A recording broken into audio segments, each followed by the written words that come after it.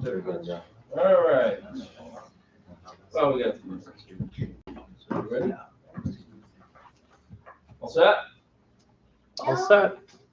Well, I'm talking to the camera guy. Hang tight, you still have a few minutes.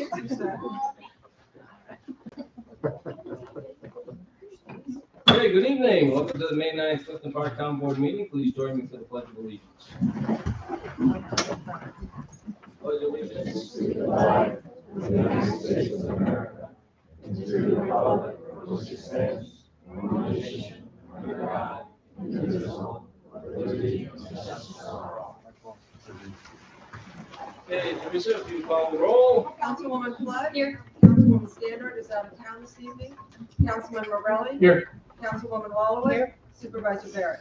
Here, you didn't have any minutes, right? I did not. Right, okay. Communications and announcements, just had a couple real quick. I do want to thank our gracious partner, 3N Document Destruction.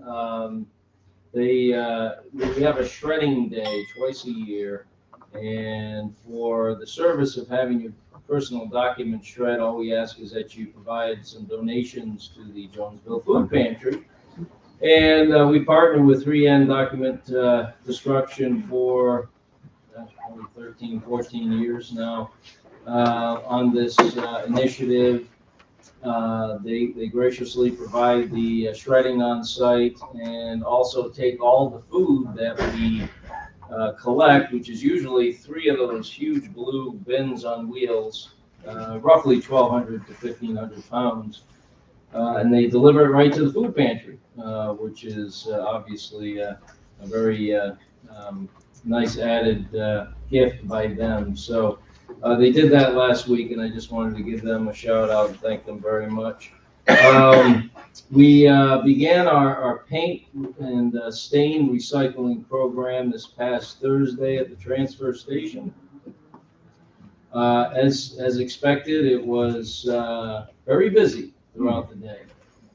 If you haven't heard about the program yet, we just started offering paint and stain recycling.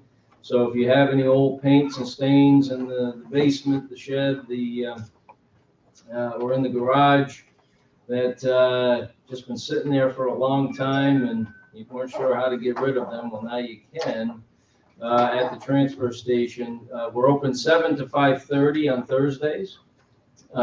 So no appointment needed, just come down and we'll direct you where to go. Now, there's no rush, as I've been saying every time we put out something public. There's no rush. We'll be offering this program for a long, long time. So don't feel like if you miss last Thursday or if you miss Thursday, don't be concerned.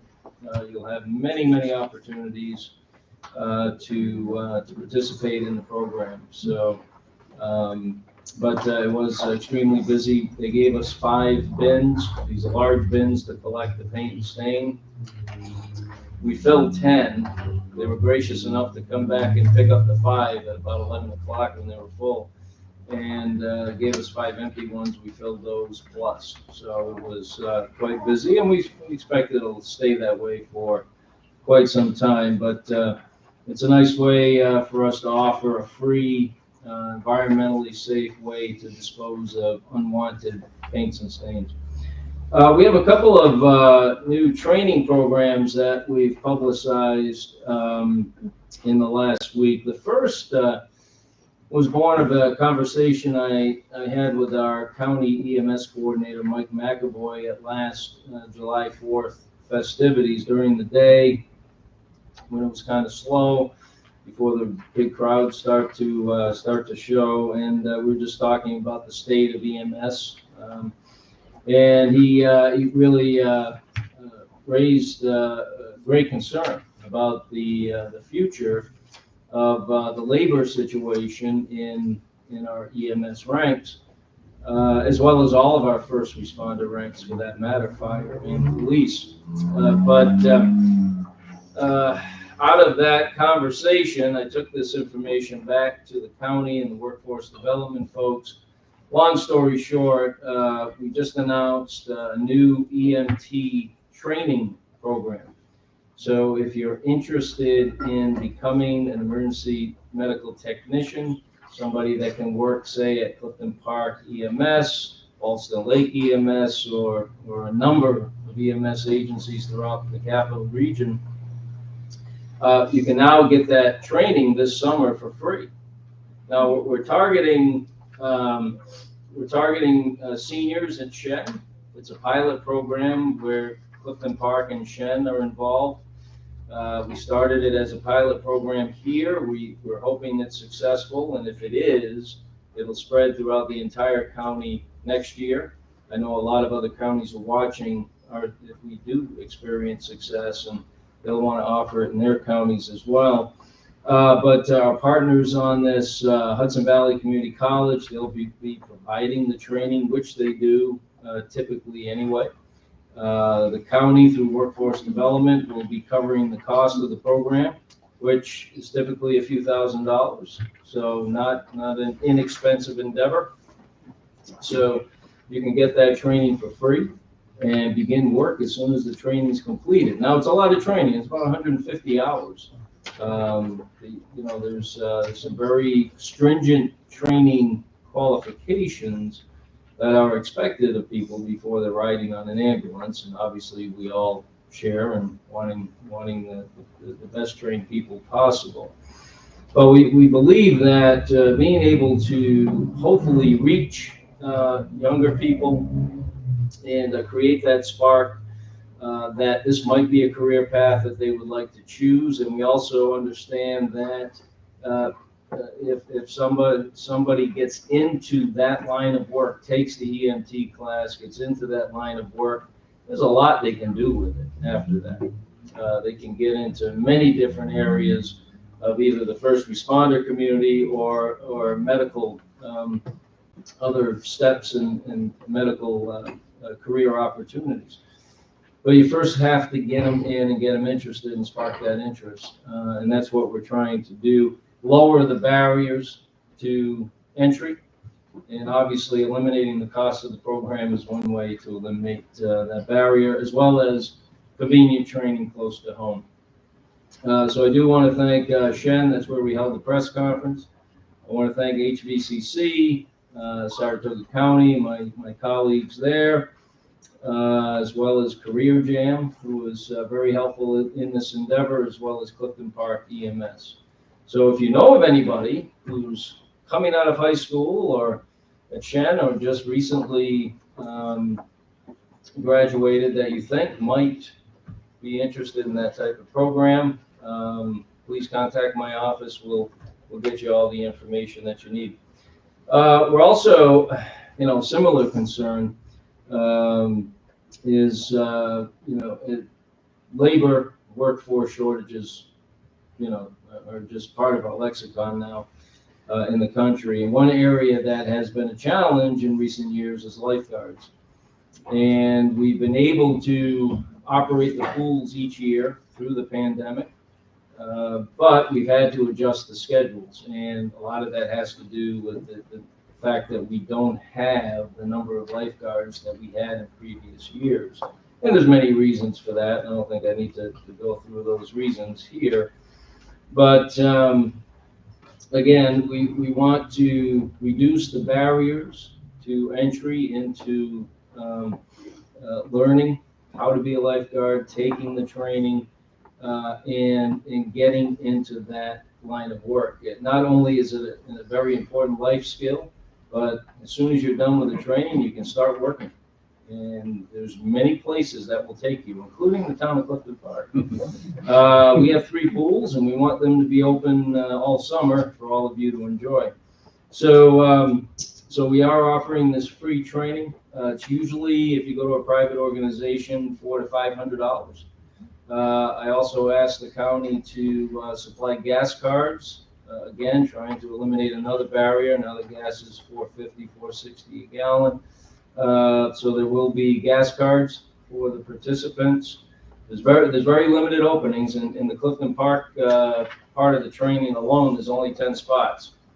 And I think there's already 2 or 3 taken. So if you are interested in being a lifeguard or know somebody, please contact my office right away. So that training will go from June 6th through June 12th.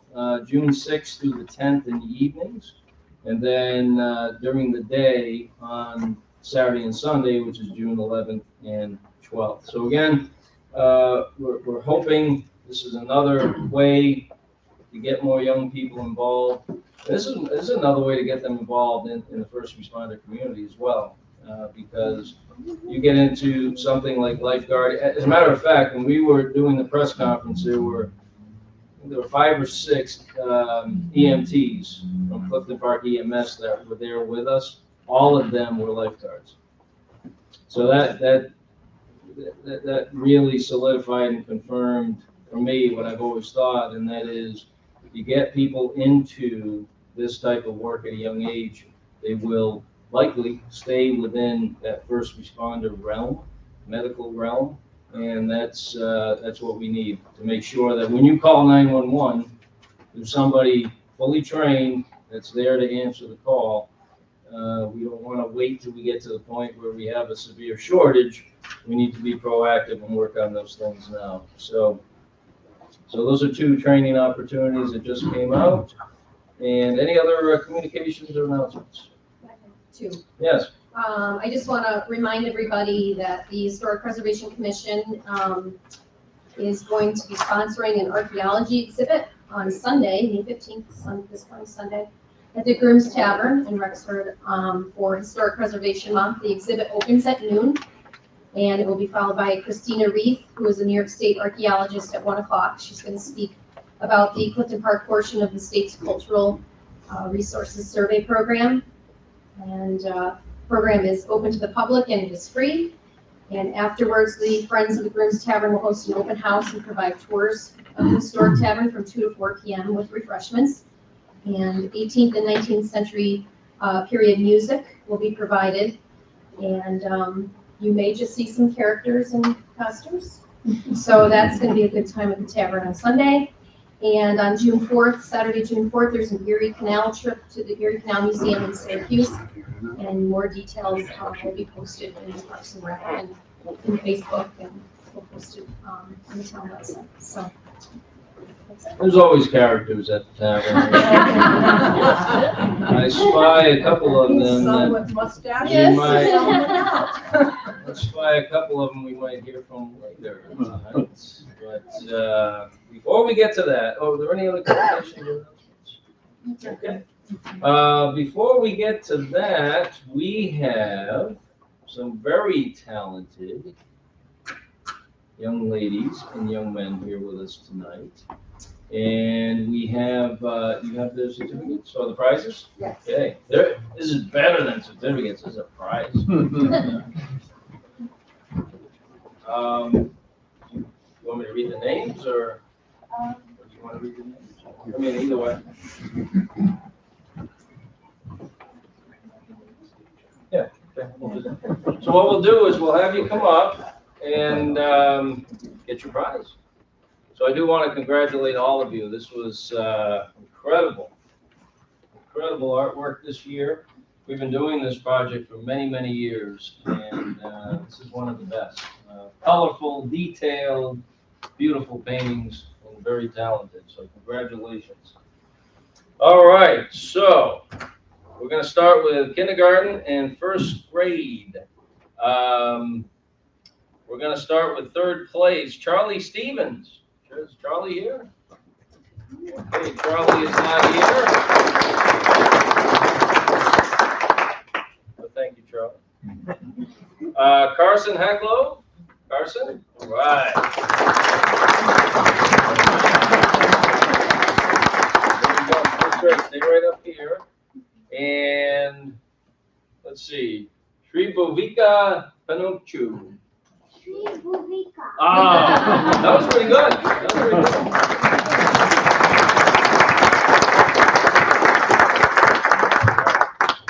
Good job. All right, second and third grade. I don't think third place and second place are here. Dandir Dirasala. Oh, you are here, all right. Oh, you came in a little late. Come on up, sir. Come on up. Good to see you. Right here is fine. Congratulations. Second place, Jenna Watson. Is Jenna here? Okay. All right. And first place for second and third grade, Willow Adam. Hi, Willow.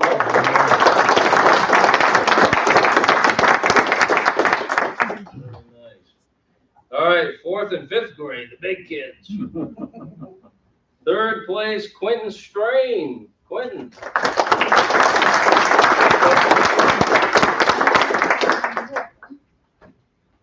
Liam Cohn in second place.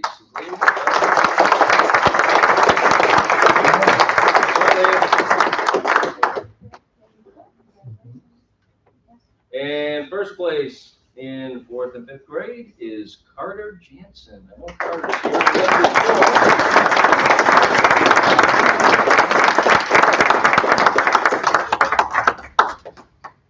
All right, so ladies and gentlemen, your class of 2022 for the Arbor Day contest.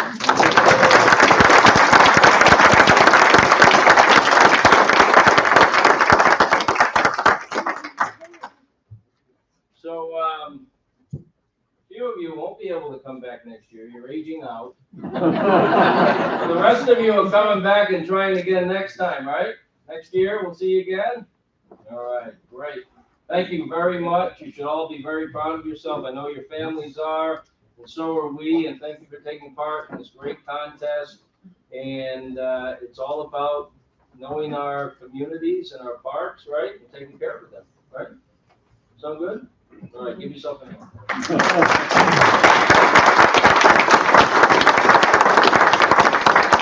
right, now you guys want to stay and hear about some history? All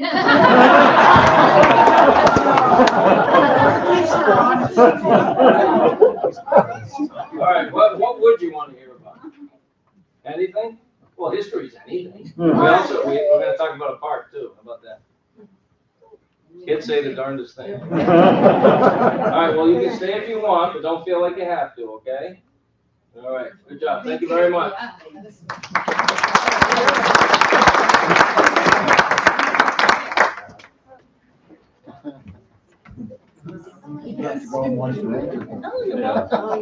Take care, I'll see you. Bye. Thank you. Take care. How are you? Oh, they did? Okay. Thank you. Appreciate that. We don't get a prize. Bye-bye now.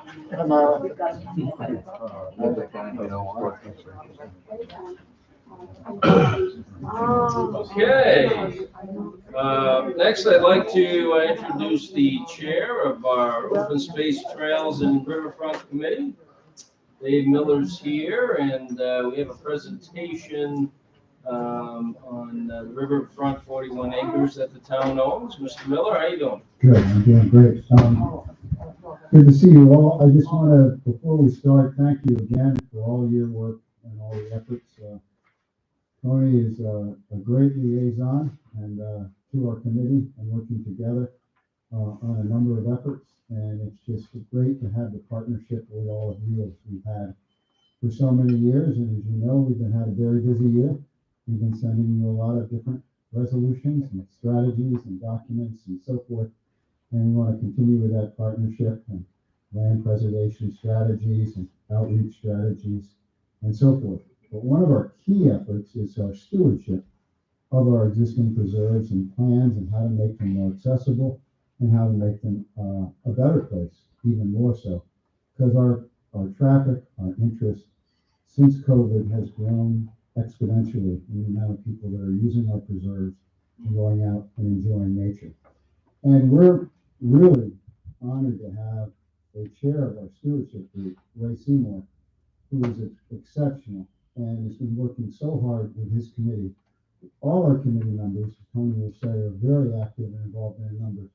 But Ray has just been terrific in putting things together. And for the past several years, we've been trying to figure out how do we move forward with the 41 acres, which we hope part of the process will be to name it something a little different than 41 acres preserve. And maybe we have ideas on that in our outreach strategy moving forward.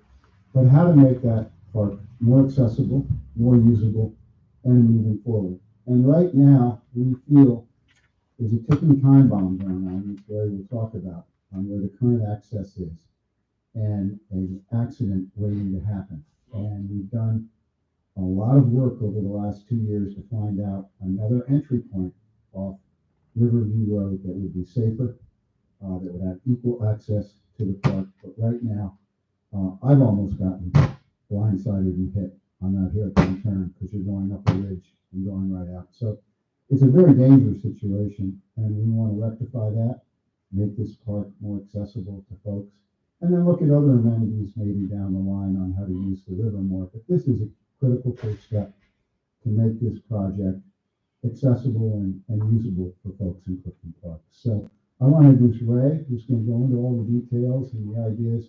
And again, cannot commend him enough for all the work that he's been putting into this and site visits and working with wetland delineators and so forth. Thank you, Dave. Before you do that, I do want to thank you for your stewardship of the committee. You and I have been working together for 23 years. 23 years, yeah. Since the Open Space Committee was established, and the Open Space Plan and everything that's been accomplished since then, which is quite a lot. And so I want to thank you for all your efforts, as well as the entire committee and past committee members over the last two plus decades. But yeah, this was something that I know Councilman Morelli had spoken about as possible use of ARPA funding. Mhm. Our ARPA funding has we've allocated a little over $1 million so far, heavy on infrastructure, and I would hope that further allocations will also have an emphasis on infrastructure. But this one particular area, as you mentioned, does need more improved access for all the reasons you mentioned. So we're very glad that you could be here, all of you tonight, to inform the board a little bit more about what we should consider doing in this area. So Thank I'll you hand for it your back to consideration.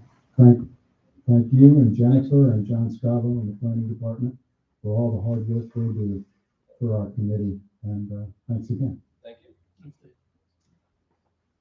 Thank you, David. First of all, the 41 acre preserve is one of 8 that we have in the town of Clifton Park. And you can be forgiven if you don't know exactly where it is and what it's all about, because it really hasn't been publicized all that much. So tonight we're going to have a little bit of a slideshow here. Some will go more rapidly than others, but I think that you'll find it pretty enjoyable. Jennifer, let's start. Okay, what you see here, where the star is, of course, is where the location of this preserve is. It's within the Mohawk Scenic Byway, and it is probably almost dead center within that byway. It is a parcel of land, as we said before, 41 acres, that has direct access on the Mohawk River. So this gives you basically a regional context of where this preserve is. Okay. I mentioned just a few seconds ago about the scenic byway, and again, this shows you, this is basically the trail of the byway, and it shows you the location of this preserve within that context. Okay, now, this is one of the culminations of an effort that started in 2000 and with the development and the adoption of the open space plan for the town of Clifton Park. That plan, which was adopted by the town, was then basically solidified with a GEIS study that was completed and adopted in 2005. The new zoning that came out of that was very, very important piece called incentive zoning. And we'll get to that in a few minutes. But that created the real opportunity to specifically purchase this land. Okay, the acquisition was actually funded by two things. The first was this incentive zoning that I just talked about, which for those who don't understand that, it is the amount of money that the town would receive from a developer who wants to exceed the prescribed limits within the community, the conservation residential zone, the CR zone. And that was $30,000 per unit, residential unit. So some of that money was used at least to partially fund this preserve. There was another part that came from what we call the Capital Reserve Fund for Open Space, all within the town. In addition to that, the town successfully secured a grant from Saratoga County. And Saratoga County Green Infrastructure Plan, which was created in 2006, actually came after the adoption of the open space plan for the town of Clifton Park. So those of us who are on the open space committee think that we were ahead of the game. So, okay, Ken. Okay. You were on the original committee too, right? Yeah. So you've been at it for 23. Yeah, there's one other member here. Jim 22 Roll was on it. Jim Yeah. Roll. Jim Rule, he was a charter member. Yeah. Anybody else here? He was a young man then. That's true. Oh, he's still there. Okay, so this next slide basically is the county's green infrastructure plan.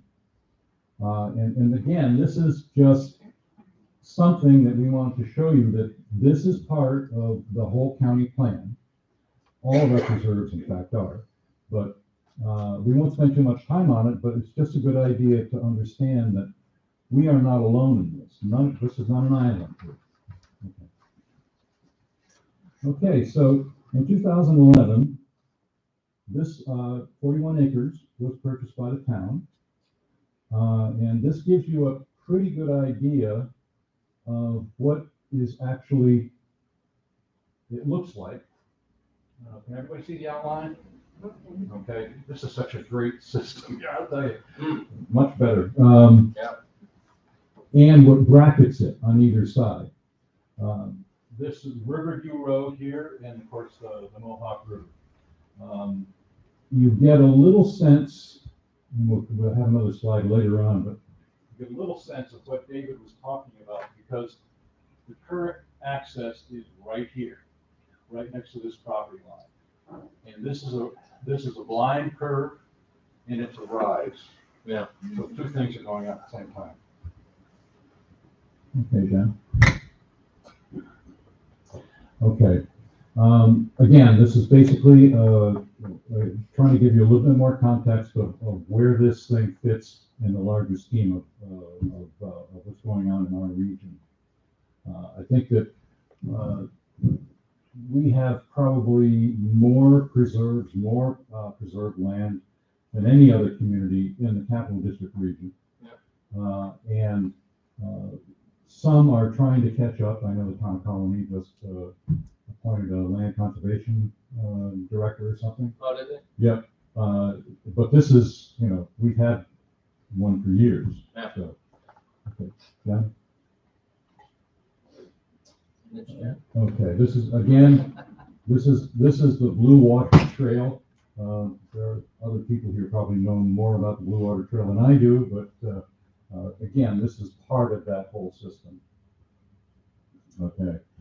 Now you get to see a little bit of what we're talking about. This is the access right here.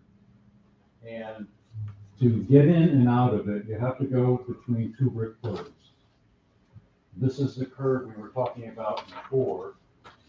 And when somebody is coming from here up over this road, you cannot see a car here until you get right there.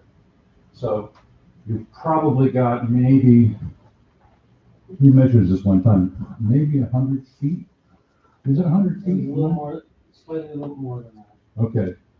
to make a decision to stop or not to stop. But in the meantime, there is such a radical elevation difference between the road and here that you almost have to get on the road to get where you have to go.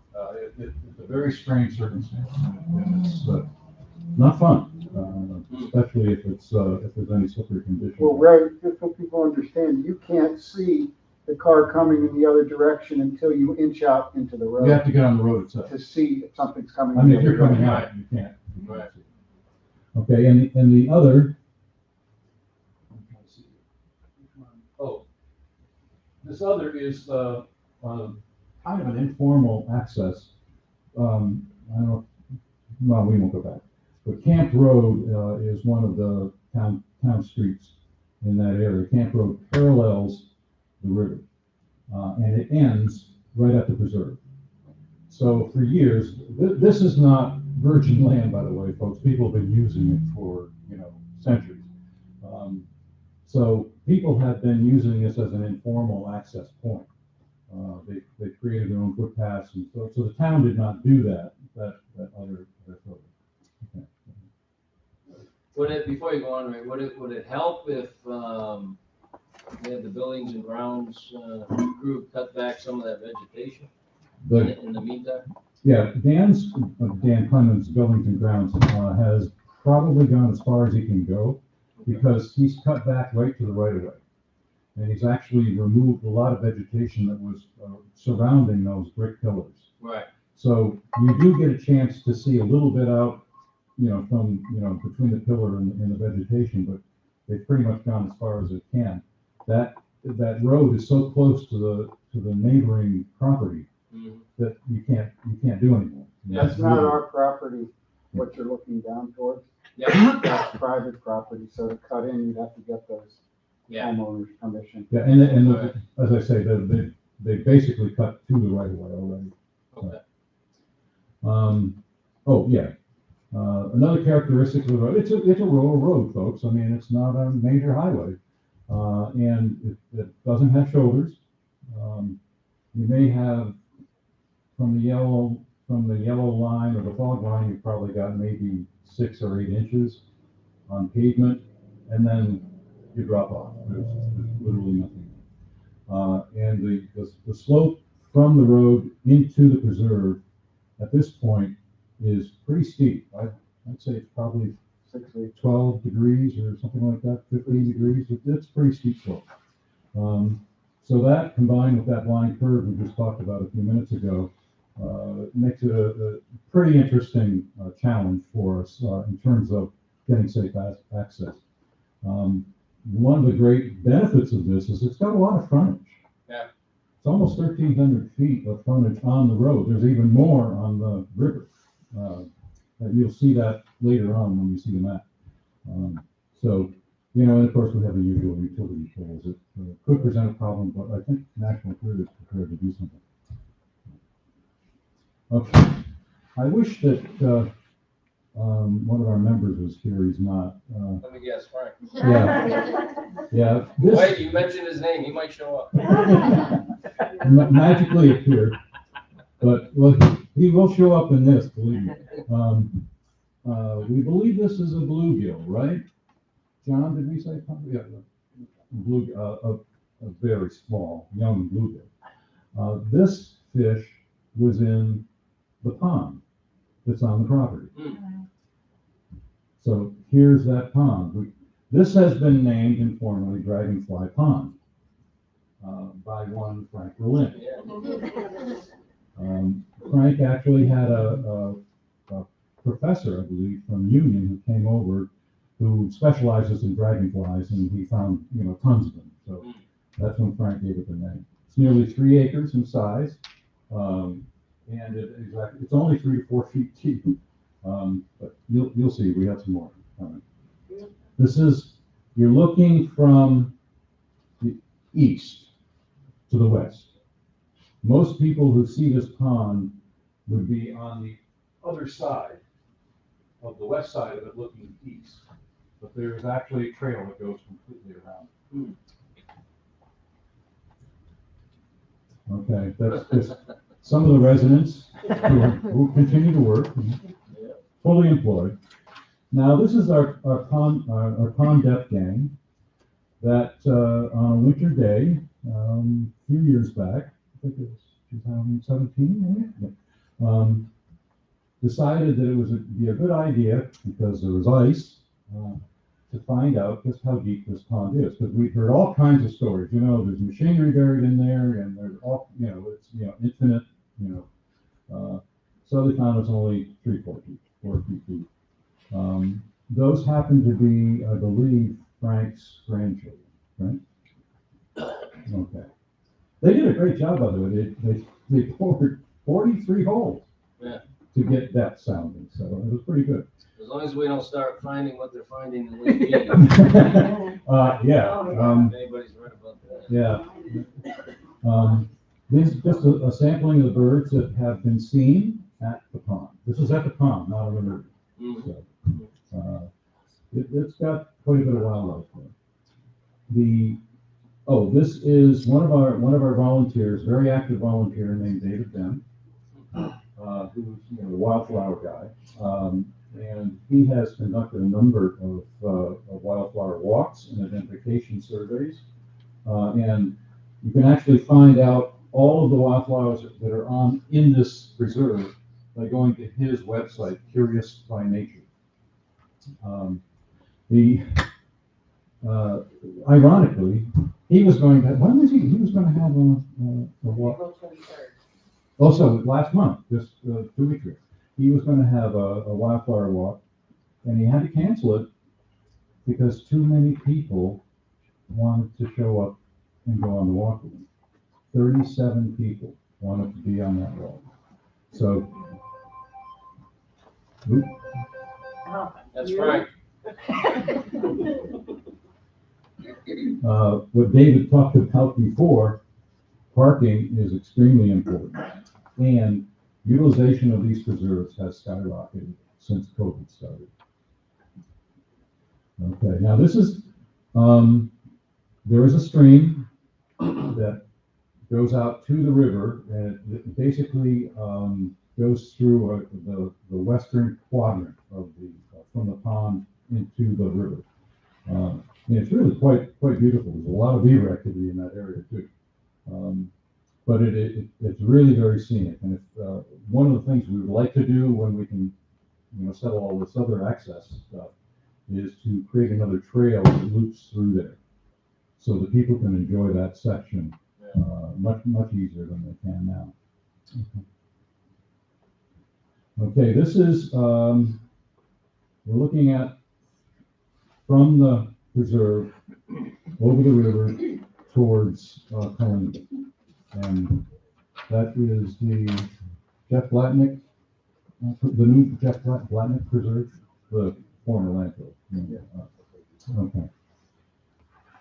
Now this is, I mentioned before that the frontage on the preserve is longer on the riverside than it is on the roadside. So there's over 1,500 feet on the riverside. When you get closer to the Camp Road eastern end, you're gradually going down the whole way on the trail, and you actually come out to what is almost a beach as you get closer to the Camp Road end. So, okay. Yeah, that's, okay, this is almost current conditions, right? Yeah. Okay. Okay, next slide. Oh, This is that looks front familiar. and center. Yeah.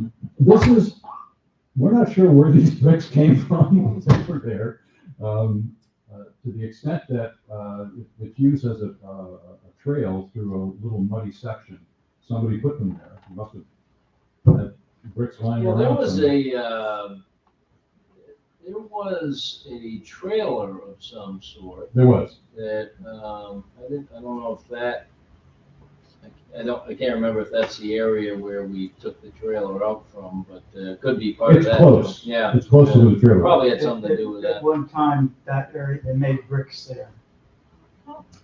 There we go. Okay, Part of the so reason the pond is there. they could be archaeological bricks. You know? Okay, so one of the other things that I find interesting about this reserve is the transitions you go through. You go from wetlands to forest areas to beach to cliffs, and the interesting rocks. As you walk along the trail, you see these.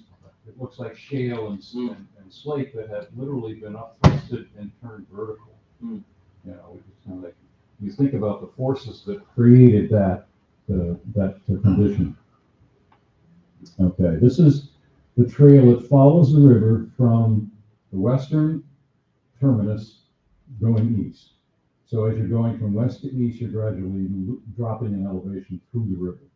You're probably, well, I'd say 15 to 17 feet above the river itself. Just a sample of some of the flowers that we found. And what I was talking about before, the forested area, this hemlock stand is along that trail that basically hugs the riverfront. Okay, the camper you were talking about, I guess they figured it was kind of like, we bought it as is, right? Yeah. We bought the place as is, and the previous owner said, yeah, you got it.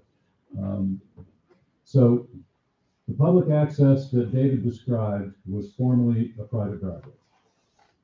We have just basically repurposed it to use as a public access driveway.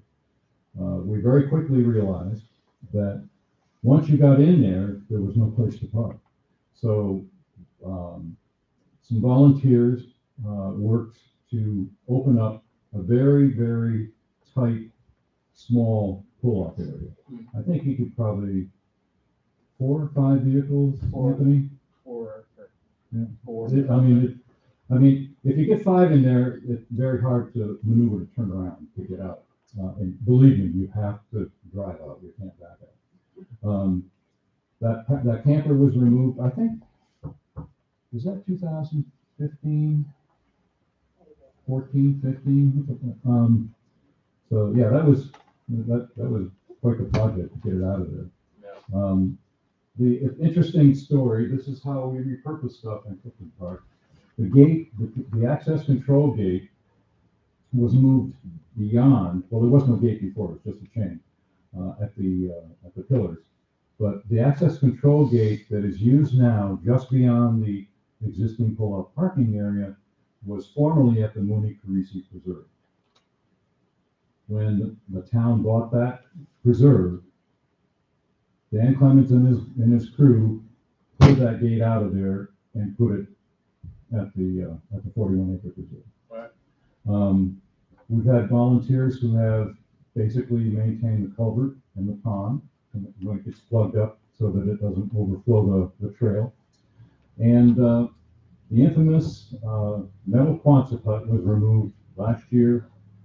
Believe me, it was party central.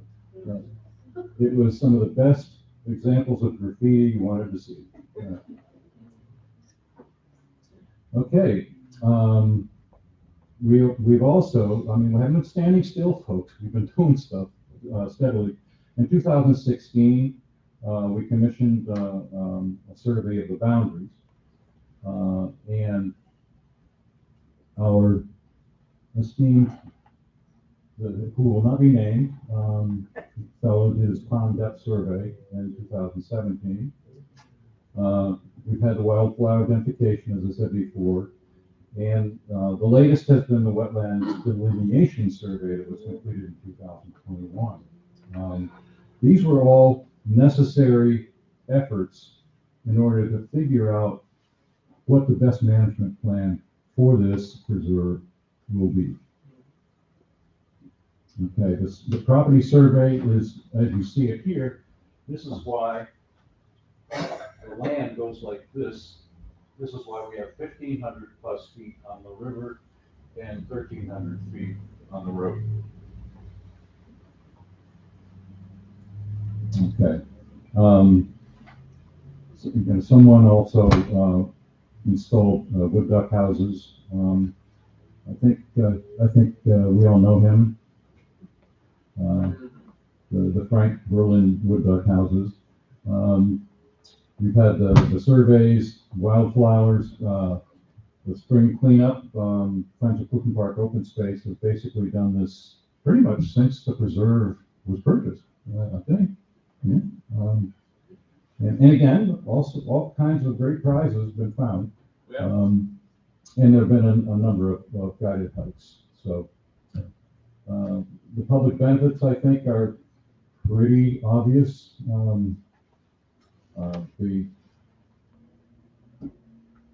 don't need to say much about them. I was gonna say, I thought, I mentioned it was owned by Steinmetz many moons Yeah, I ago. wanted to add that it's got an important history. Yeah, it is. 1893 to 1922, it was owned by Charles Steinmetz, the Schenectady's electrical wizard, and he referred to it as Camp Vischer. And he would bring camping parties there. Quite often, they would go there on the Kitty West, a excursion boat that would come along the old canal, which, of course, went right through that property. Yep. And they would disembark and camp there.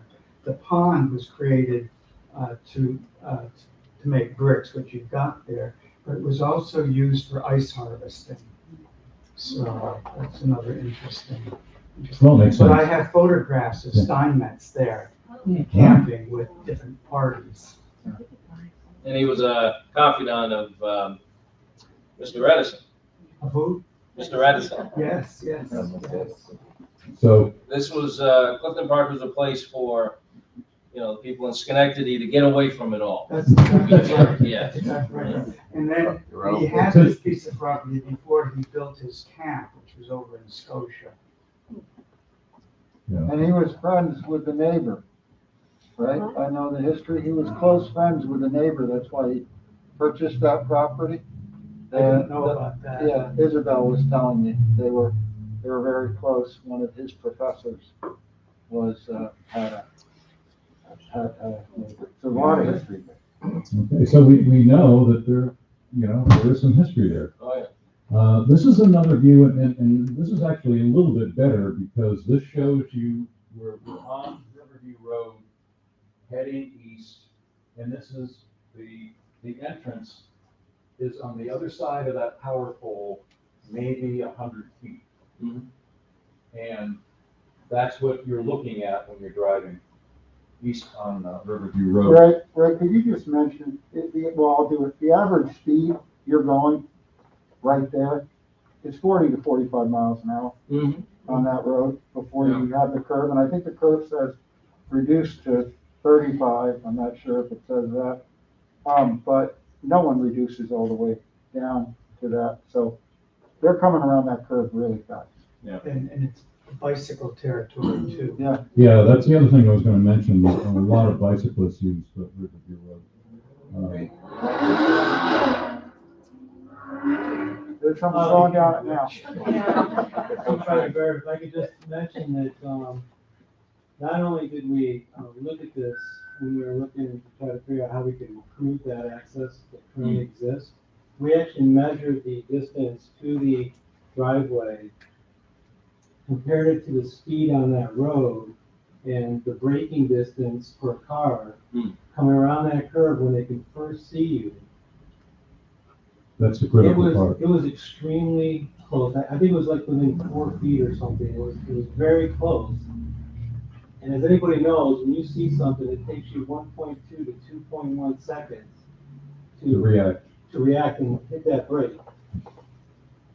That's why there's been close calls there. Just so you know that we actually did measure out the distance. Well, I think what we need to do is, have it professionally reviewed as far as what, to view it comprehensively, see where the best place is to locate, a more safer, access point into the property. Well, that's part of As the, well as other things. that's part of the presentation that's coming. Yep. Because we had Paul and some other professionals do that down the way. Yeah. I mean, just to be clear, we're proposing close this access. Shut this access down, don't let anybody use it, and move the access down the road to where it's much safer. Right. Yeah, your lines of sight are a lot better. Yep. Yeah. Why don't we take a look at that? Okay. We have that, right? Okay, we can move forward.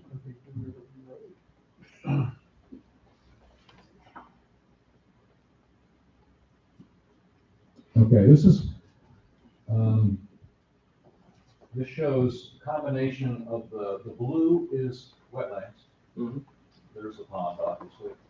The circle area is the area that we're looking at for a proposed new entrance and, parking area. Mhm. This dotted yellow line would be a trail directly into the preserve. It would require about 125, 130 feet of boardwalk to cross that wetland. Oh, We have, we've had some conversations with Buildings and Grounds, and Dan thinks that this is very doable.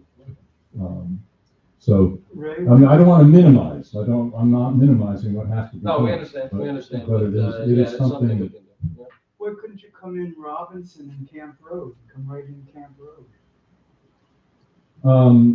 Well, let me address that, John. We've been deliberating on this for over 2 years.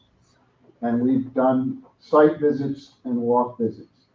There are some concerns that residents on the bottom of Camp Road do want to have the traffic associated with it being the main entrance to the park and the traffic up and down that road versus having the main entrance. That doesn't mean in the future we can't have discussions with residents about doing some access to the river. But we felt it important to respect all the area is to make sure we have an access point on Riverview Road that's safe, that can provide, what do we have, 2 Paul, parking spaces in there? We probably could add a few more.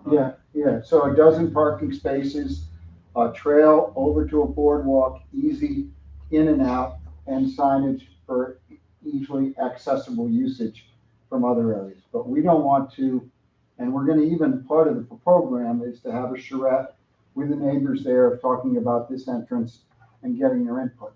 But we have been told and that to have the main entrance of this and all traffic flow down to the end of Camp Road was not something the residents there were in favor in this time. We had more discussions with them about other ideas of access in the future. But I know Frank's interested in that, but he voted for this proposal at our open space committee. So I just want to let folks, know that. Well, and I always promise the residents that live around that general area that before we ever consider doing anything, we would include them in the conversations. Yeah. But no, I think this is something that's worth considering, and definitely something we can execute. Were there anything else that you wanted to point out here? No, not from this slide, but I just wanted to add something to what David said. Right now, there are 6 entrances to the Bishop Ferry Preserve. 6 of them. Most people know about one. Which is, and all of them have their own amenities. So what we're saying is that we need to get this entrance off Riverview Road taken care of before something happens. And we think that there's a possibility in the future there may be another entrance to it. We don't know, but that's something that we'll be dealing with in the next few years. But I know we ran out of time, but I just wanted to ask Greg, because I want to make sure most important stuff gets forward. Paul did an initial design study of the entranceway, of where the parking sites would be, of where the boardwalk would go, and where it looks like they're, to come in. So I don't know if you have those in the slides, but it seems like we're running out of time. okay. Or No, we can move forward. I think we're almost done here. Yeah, that's it. Oh, one of the other things. Oh, okay. Do you want to? One of the other things we think is necessary, by the way, we'd like to have an entrance sign.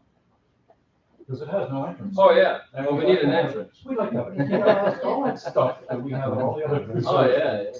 Oh, we get it, once we have a parking area, a sign would make That you perfect could sense. use. Like Let me we just have it show everywhere. you this. These are initial designs that Paul has already done, so the next step, the major ask, is to have your support for authorizing a full engineering study based on this concept plan to move forward with the design of creating a new entrance. Yeah, that, you know, looks very similar to Mohawk Landing. Yes, and the process that we would propose to use would be the inclusive one that you just described. Yeah. Along with, and I think this is important, a collaboration between any consultants / contractors with our committee and with buildings and grounds to see what makes the most sense in terms of cost and workability. Yep. So, I thank you very much. Yeah, for the very time. good. Thank you. Appreciate it. Councilmember Early? Yeah, so, Ray, thank you, David, thank you. We've been trying to get, this presentation on the agenda for quite some time. I walked through with, some of the folks from our committee and Jen Vigiani last week. Absolutely a beautiful, beautiful parcel as was laid out. Really just underutilized. It's underutilized because of the access. So without taking any more time, I do hope we can, as a board, consider allocating resources to move forward with the engineering. I think this would be it is a great asset to the town, but if we can move this forward with regard to parking and access, I think that the community of the town will really appreciate that riverfront access, the pond. I think I saw the blue heron myself when we were out there, so just a ton of wildlife and wildflowers. So thank you for allowing them to present tonight. Yeah, and the upfront work that's already been done is a good head start. So that's good. We start off with some very good ideas. We also have some bids on the work that we're proposing to do. So, You have some estimates? yes, we have a full bid for the engineering design. You may want to get some other bids, but we have a full bid right now. Oh, okay. Well, we'll draw up a RFP. Okay, Probably the best way to do it, which, you know, is very okay. simple. We do them But, all so the you time. know where the ballpark is, Jen can tell you with the bid that we've received from Paul and his associates to move the project forward for design. Great. Thank you. Appreciate it. Appreciate the work you do. Thank you, Jen, for your hard work on that as well. Thank you. Could I just close by saying, Yeah. as soon as we can, we need to shut down that other entrance, because we can't control who goes in there, but we can shut it down, and if it is a party zone, there's a tragedy about to happen. Okay. Thank you. All right, thank you to Dave and the entire committee very much for your efforts, and thank you to Councilmember Borelli for bringing this forward. We do have some resolutions tonight and some information that will be added by Mr. Shear. So, Teresa, if you could read through the resolution, please. A resolution designating a parcel identified as 1716 US Route 9 in the town of Clifton Park for inclusion within the town's local historic preservation registry for significant historic places and landmarks. Whereas Chapter 20878 of the Clifton Park Town Code through Resolution Number 16 of 1999 established a town register of historic places. And whereas local honorary listings of buildings, structures, objects, sites, and historic districts deemed by the Historic Preservation Commission to be of significant historic value are eligible for inclusion within the register. And whereas inclusion within the local register does not require or cause the property owners on the historic register to have restrictions on what they may do with their property. And whereas the Town of Clifton Park Historic Preservation Commission recommends the town board consider 1716 US Route 9 containing the Clifton Park Pizza Shop for inclusion within the town's local historic preservation registry for significant historic places and landmarks. And whereas the origin of the building could be tracked back to 1844 when John P. Higgins of Waterford leased the property consisting of a quarter acre on the southeast corner of present-day Route 9 and Fire Road to Shawbell Taylor of Clifton Park, and whereas previous tenants within the building include a general store and post office on the southwest corner of Route 9 and Old Route 146 Fire Road is now occupied by Clifton Park Pizza. Now therefore be it resolved that the Town of Clifton Park Town Board hereby designates 1716 US Route 9 for inclusion within the town's register of historic places. A resolution designating certain prior one-room schoolhouse buildings within the Town of Clifton Park for inclusion within the town's local historic preservation registry for significant historic places and landmarks. Whereas Chapter 20878 of the Clifton Park Town Code through Resolution Number 16 of 1999 established a town register of historic places, and whereas local honorary listings of buildings, structures, objects, sites, and historic districts deemed by the Historic Preservation Commission to be of significant historic value are eligible for inclusion within the register, and whereas inclusion within the register does not require or cause the property owners on the historic registry to have restrictions on what they may do with their property, and whereas the Town of Clifton Park Historic Preservation Commission has recommended the following properties, each containing a historic building formerly utilized as a one-room schoolhouse for inclusion within the town's register of historic places. Number one is the 943 Riverview Road, former school district number 1, now a private home owned by Francis Gangi Welch and Mark Welch at 943 Riverview Road, moved from its original site on the northeast corner of Route 146 and Riverview Road to make room for a new two-room schoolhouse now demolished. The second one is a 343 Riverview Road, former school district number 3, constructed in 1848, is now a private home in the Bishop Ferry Historic District owned by Colin Campbell at 343 Riverview Road. The school features a recessed porch characteristic of the Greek Revival style. Third one is the 1355 State Route 146, former school district number 7, corner of Route 146 and Waite Road, referred to as Waite's Corners School, now a private home owned by John Burns at 1355 Route 146. The original blackboards are still intact. Number 4 is 965 Main Street, former school district number 9, Jonesville, located at 965 Main Street, Jonesville, near the Methodist Church, now a private home owned by Rob and Marie Strait. This school was replaced in about 1905 by the old Jonesville Academy building. The fifth one is 744 State Route 146A, former school district number 10, Elnora, on Route 146A, opposite the intersection of Kins Road and Route 146A, now privately owned by Paul Razewski of Alameda, California, who owns a number of one-room schoolhouses throughout the United States. About 20 years ago, the Elnora Schoolhouse was moved closer to the road and placed on a new foundation. Now therefore be it resolved that the Town of Clifton Park Town Board hereby designates 943 Riverview Road, former school district number 1, 343 Riverview Road, former school district number 3, 1355 State Route 146, former school district number 7, 965 Main Street, former school district number 9, and 744 State Route 146A, former school district number 10, for inclusion within the town's register of historic places. A resolution hiring seasonal staff for the 2022 Parks and Recreation programs. Whereas the town board wishes to hire additional new counselors as staff members for operation of the town's summer camp program for 2022, and whereas Mila Kramer, Director of Parks, Recreation, and Community Affairs, has recommended that the individuals listed in the attached Schedule A be hired. Now therefore be it resolved that the individuals listed in the attached Schedule A be accepted as staff for the town's 2022 day camp program to be paid as indicated on the schedule through the end of the respective seasons. A resolution issuing a permit to serve alcoholic beverages per the attached special alcohol use permit application, whereas the following applicant has submitted a special alcohol use permit request to the Office of Parks and Recreation to be allowed to serve alcohol in the form of beer and wine for a gathering on the following date with the location as listed on the application. Jennifer Santos, 2 Marion Avenue, Clifton Park, July 30th, 2022, from 2 to 5 p.m.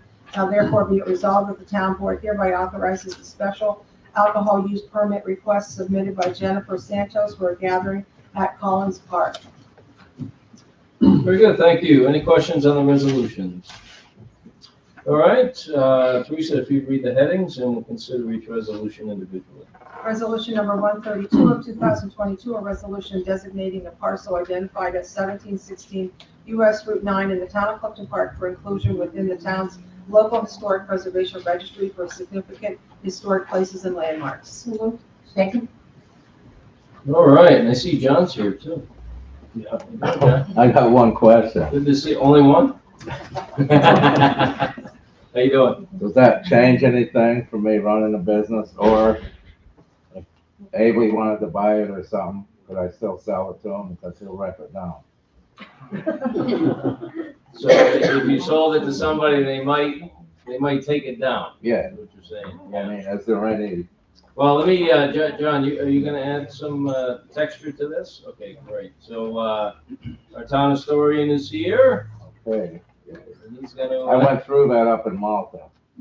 You did? And they wound up with just the sign that's there and my building, I tore it down and tore the other. Oh, okay. So let me, John is a proprietor of Clifton Park Pizza, and we've all enjoyed your product for many years. and let me reassure you, there's no restrictions or anything.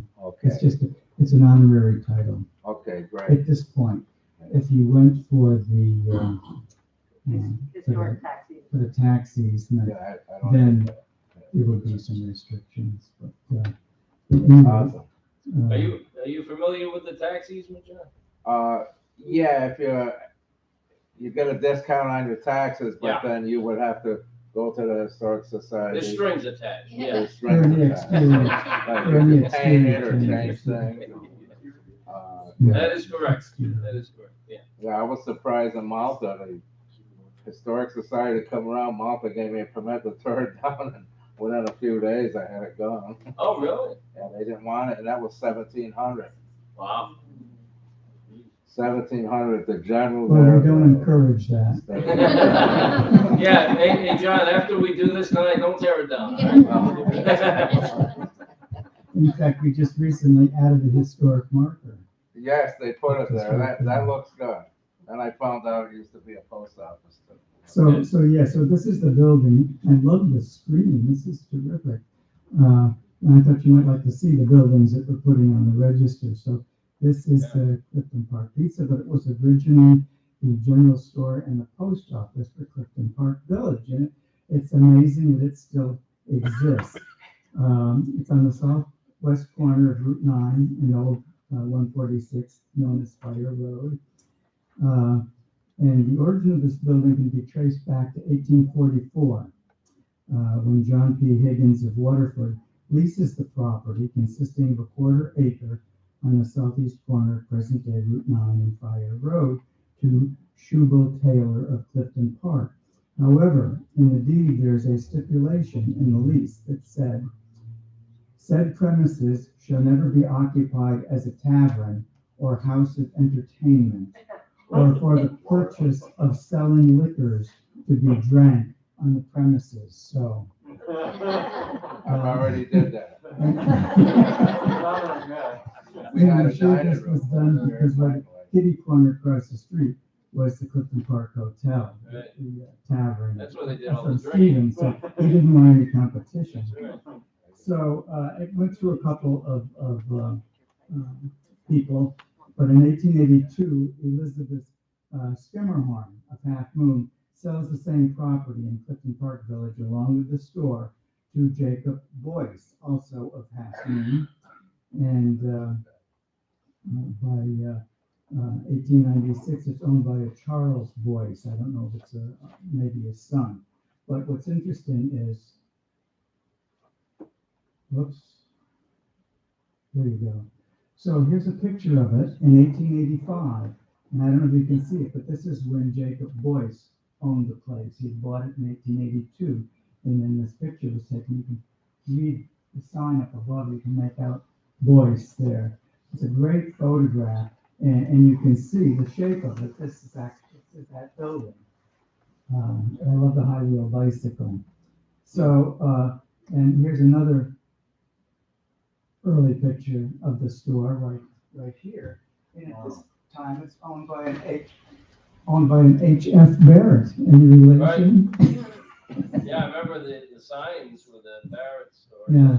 And the bicycle was actually a motorcycle, and that belongs to the photographer. This picture was taken in 1910. I can't remember the name. Goodfellow. His last name was Goodfellow. At any rate, so this is just to show you. And then in the 1920s or early 30s, when Route 9 was widened, you can see just a dirt road here.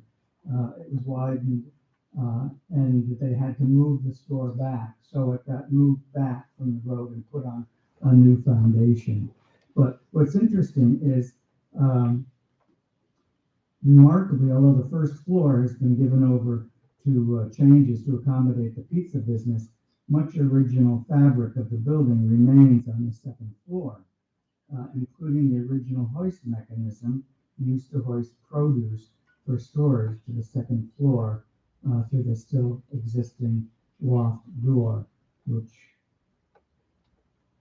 you can see in the picture here, and see the loft door. And up there behind it is the original equipment that was used for that. So there you have it. Hey, John, how long have you operated the business there? I forgot what year it was. 47 and a half years. Wow. I'm tired. So are you looking to sell the business and the building? Or what do you? I don't know. No, just don't take it down. I went through the thing up in Malta. I bought 3 pieces of property, put them together. Then I was going to the town hall all the time like we are here. Yeah. And I got tired of doing it. So I sold it to the guy that owns Catskill Hudson Bank. Oh, okay. So we put a historic marker there so that And they people would got at least know what it this was. building was. Right. And they got it up, just the markers there. Everything else. Right, right. Do you want me to go on with the schools? Yeah, please. Yeah, Okay. might as I well. should indicate that we have a good contingent here from the preservation. Well, we're gonna vote first, John, Okay. and then, okay, any discussion? Councilwoman Flood? Yes. Councilman Morelli? Yes. Councilwoman Wallowitz? Yes. Supervisor Barrett? Yes. Okay, please read the headings. Resolution number 133 of 2022, a resolution designating a certain prior one-room schoolhouse buildings within the town of Clifton Park for inclusion within the town's local historic preservation registry for significant historic places and landmarks. So moved. Second. Okay, John? Okay, and I just want to introduce members of the Preservation Oh, sure. Commission here. We've got Linda and Brian, who are the co-chairs, and Gail and Alex, who actually does all of the work on nominating these places to the register. I just do the history. And then Pauline. So, yes, Gail, mentioned Gail. So, okay, so the schools.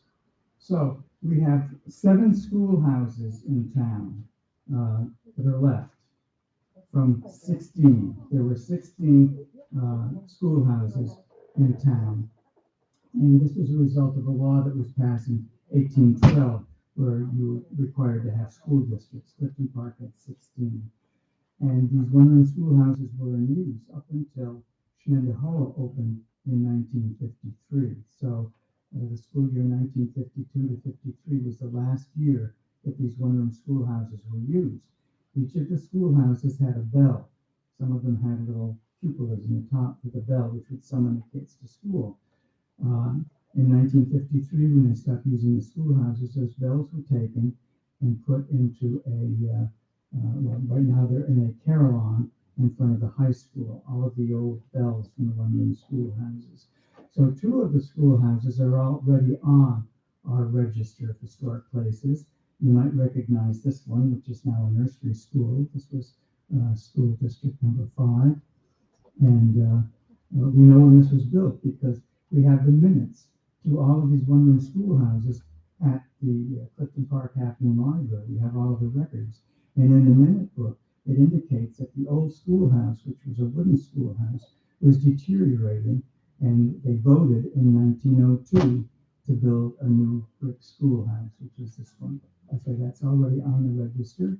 And this is already on the register. This is the Jonesville Academy, which started out as a private school, but in 1905, after the private school dissolved in 1876, in 1905, they started actually using this as the school for Jonesville. So now the ones that we're putting on the register, this is school district number 1. It's now a home, as you can see, because originally stood on the corner of Riverview Road and 146, right where the Stewarts now is. And in 1905, it was too decrepit. They decided to build a new one. They built a new 2-room schoolhouse, and this was moved down Riverview Road, closer towards Outlaws, and it's now a private home. Here's a historical photograph of a class alongside that particular schoolhouse. It was moved. This is the schoolhouse in Vischer Ferry, school district number 3, which has also been made into a private home. This was built in 1848, and a recessed porch with one door on one side for the girls, the other one for the boys. And this is a Greek revival feature, this recessed porch. And of course, out back was this other building with 2 doors, one for the girls, one for the boys. And here's a historical view of school district number 3 and Vischer Ferry with the class out front. That's a private home now. This is school number 7, which is referred to as Garnsey's.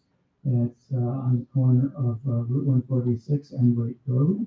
And it's pretty much the way it looks today. It too is a private home.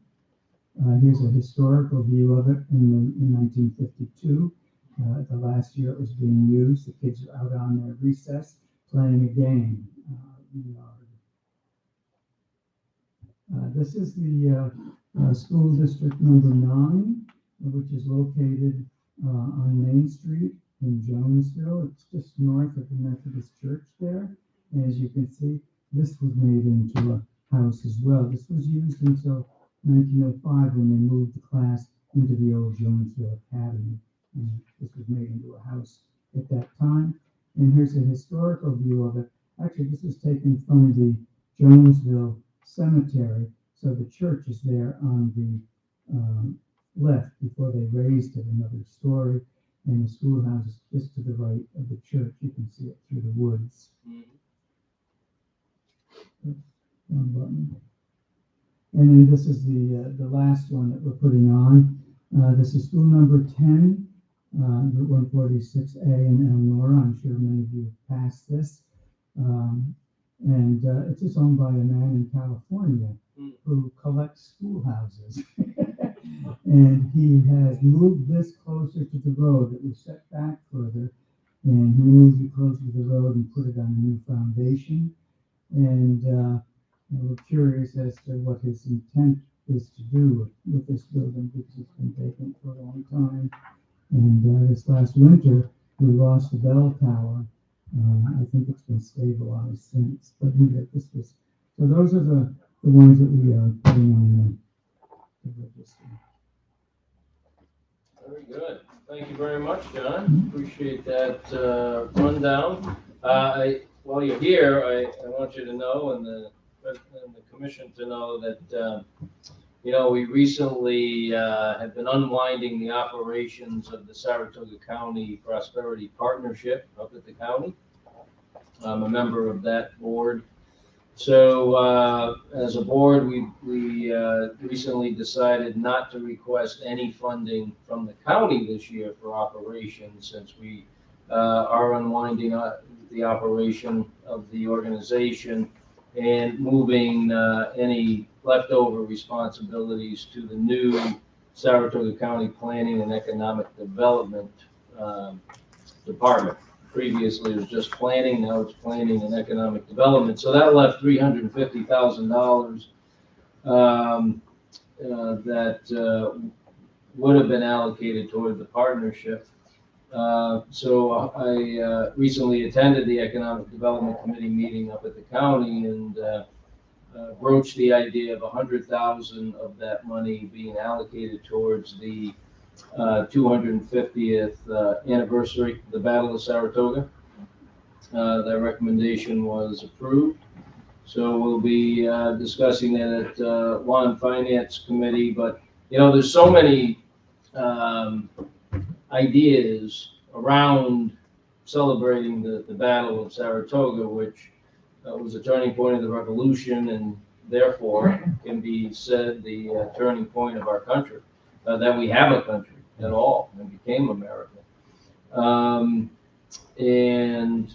So it is not only a national tourism opportunity, it's an international tourism opportunity.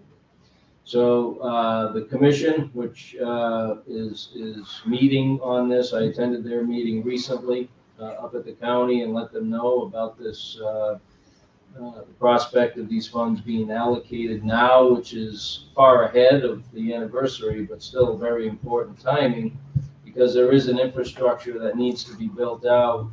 So that way, that we can attract people here to celebrate the anniversary, but also give them a quality experience once they're here. And that's extremely important. So that $100,000, if it needs to go through Law and Finance Wednesday, I'm on that committee, I think that'll be fine. And then it goes to the full board.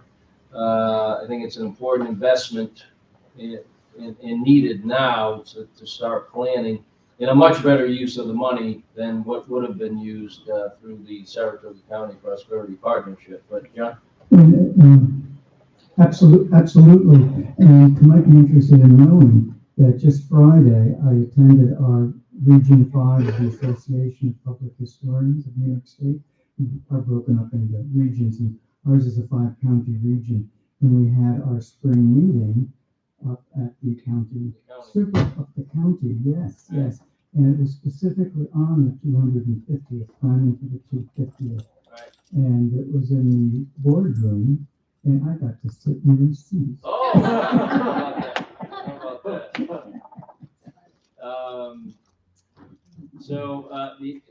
I recently went down to see my son play in college, and we did some sightseeing, things I hadn't done in Philadelphia before.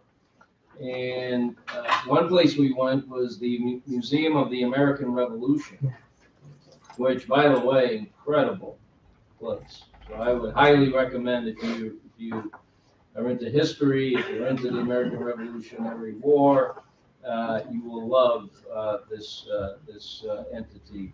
It's right across from the First Bank of the United States. And it's right near Independence Hall, Liberty Bell, Carpenter's Hall. So the only problem was there was nothing on the Battle of Saratoga. So Lauren Roberts, who I work with up at the county, she's the county historian. I asked her to reach out to them and get a Zoom meeting with Lauren, myself, and a representative from the museum, because that's also part of what we need to do is outreach to these entities like that. It has a ton of tourists coming through there. And as we're building up to the anniversary, have some marketing partnerships where they'll hopefully have information in their building saying, hey, by the way, upcoming, go to Saratoga and celebrate the Battle of Saratoga. So those are other strategic partnerships that we're working on. But I would highly recommend it. Just disappointed on the Saratoga side. Yeah, I'm really surprised. And that's They had one little turning point of the revolution. Well, and it was great. They had different. You go from room to room, and it's different timing, from the Sons of Liberty to Yorktown, and everything in between. And they had great movies, 8-10 minute movies at each step. They had wonderful placards, with all the information about different aspects of that time period that I just mentioned. They had life-size mannequins, all dressed, in garb, that were action shots of things happening during the battle, during different battles. So it was extremely well done. But they had one little placard on campaign in Saratoga with very little information. So I was disappointed, but an opportunity nonetheless. So I'm hoping that Lauren's trying to get that meeting together, and hopefully we can start those conversations now. But, so hopefully, by the middle of the month, we'll have some, that 100,000 will be officially approved by the Board of Supervisors, and I just think that's a great step forward in our planning efforts. Well, I'd also like to thank John Shear and the Historical Preservation Commission for all the hard work that they do. I mean, everything they do for this town is not to be underestimated. We have a great partnership, being the liaison between you guys and the town. We've made a lot of good strides so far, and I'm excited for what's to come as well. So thank you to all of you. Thank you. Making history every day. Linda, you have some flexes. That's right. Hi, Linda Seymour, the better half of the Seymour. Definitely way out. Do you all come up to the podium, Linda? Yeah, and perhaps you guys. Yeah, If we can get a picture of. Yeah, that'd be great. Let's sure. Yeah, let's get a group pic. Come on down. One more. I've got two. Oh, you do? Yes. Well, we don't, Welch's there? I don't. I just. Oh, okay, wonderful. We had a family. I'm emergency, so my wife couldn't make it. All right, well,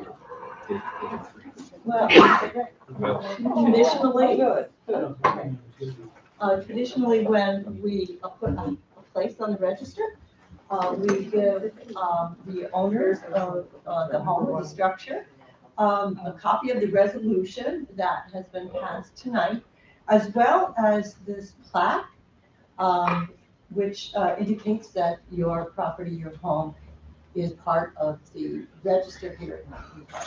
So since we had Mr. Dario first, we'll recognize you for the Clifton Park.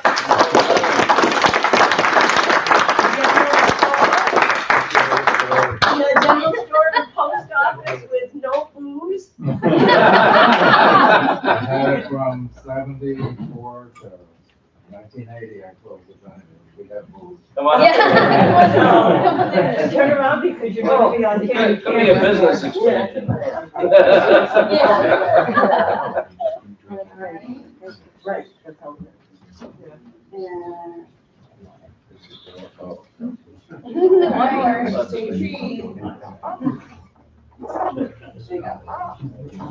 Congratulations, John. Good to see you.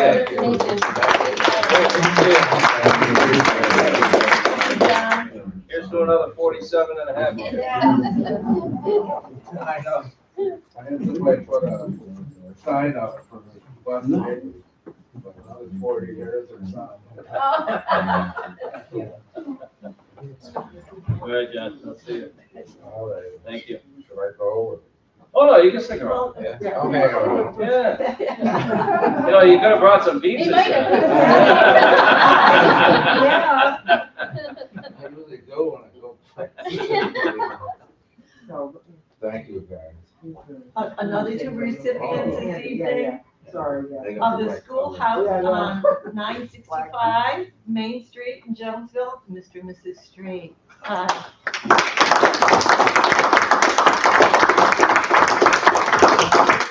Yes, and thank you for keeping up a beautiful old home. Yeah. Thank you, thank you. Well, thank you. Thank you so much. Congratulations. Appreciate your partnership.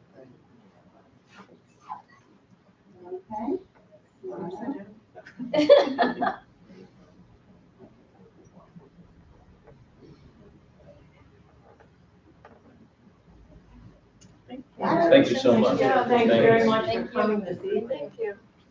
And last but not least, so you still, Mr. Wells? Yes. All important. And your property is the Riverview Road, the 943. 943. Yes, and so you saw it in some of Yes, the I old did. pictures? Yes. When I see it on Google. Yeah. Congratulations. Thank you very much. Thank you. Good job. Thank you.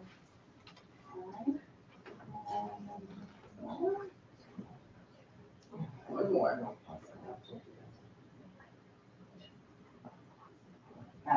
Thank you. Thank you. Thank you, Linda, very much.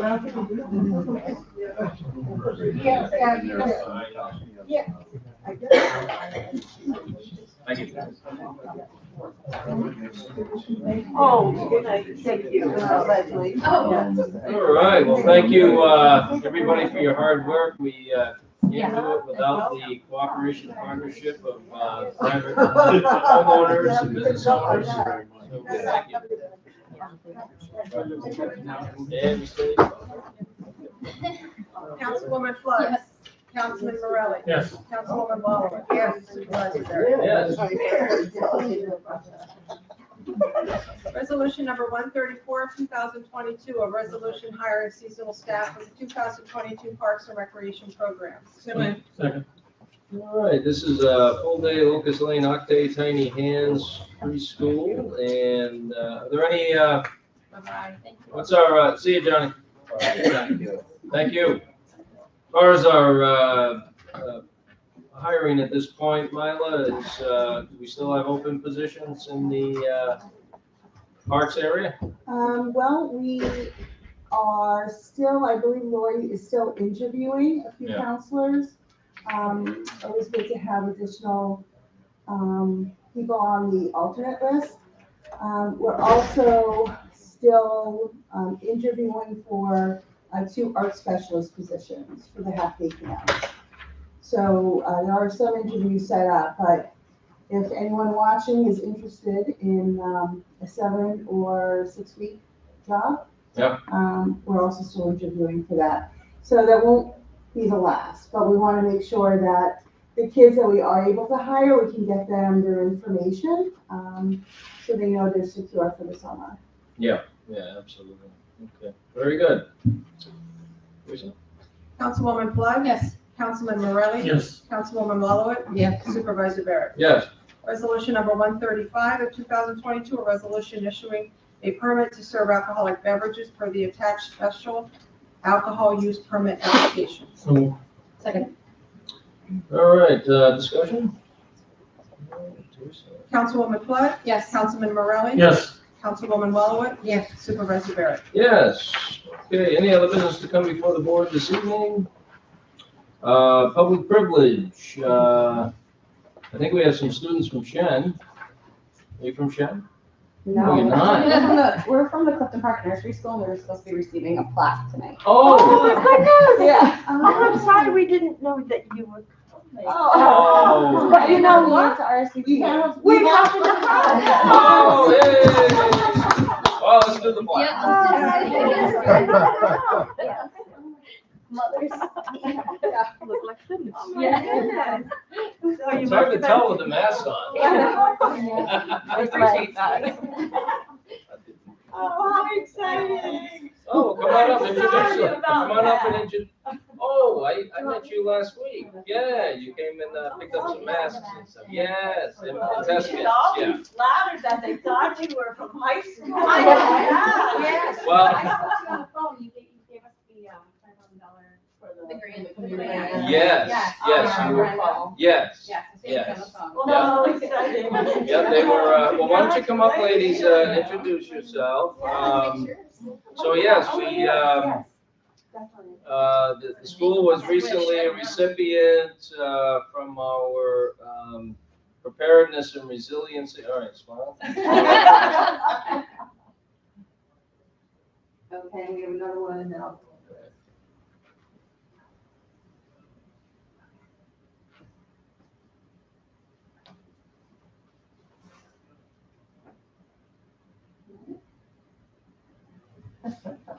Always good, make it fun. There you go. Well, I'm glad I mentioned you from Shen. So,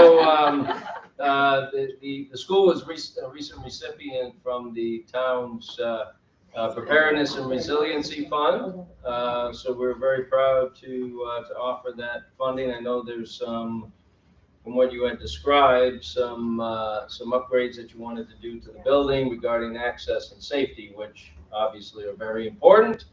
And so please introduce yourselves. I'm Sarah Parendo. I'm Amelia Rome. Paulina Fernandez. Dominique Spagnola.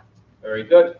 And Mr. Hernandez recently came to the office to get some masks and home test kits. She emailed me and said, "Do you have any?" I said, "Absolutely, come get them." So we want to keep you safe there too, and we have more if you need them. So thanks for coming by. Yeah, this is wonderful. Congratulations. It's such a the school is such an important part of the history of the town, and it's such a high-profile location. So it's great to have you here. I'm so glad you stopped by. Thank you for having me. Thank you. All right. Okay, we'll enjoy that one.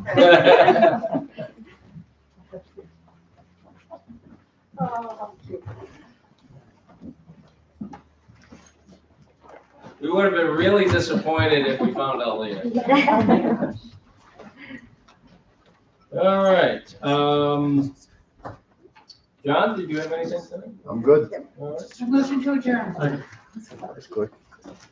Councilwoman Flood? Yes. Councilman Morelli? Yes. Councilwoman Lawler? Yes. Supervisor Gray? Yes, thank you.